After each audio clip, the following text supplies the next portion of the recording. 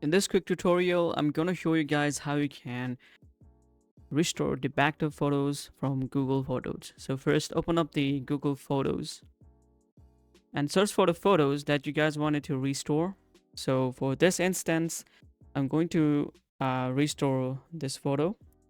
So to restore this is really simple. Just tap on this three dot icon and simply tap on the download.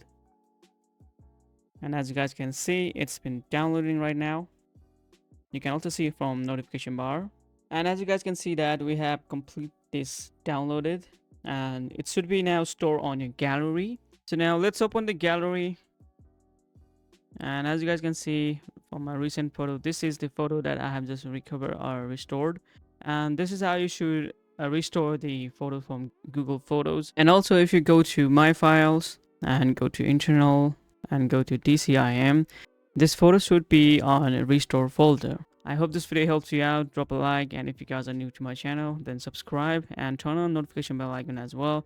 Thank you so much for watching. Peace.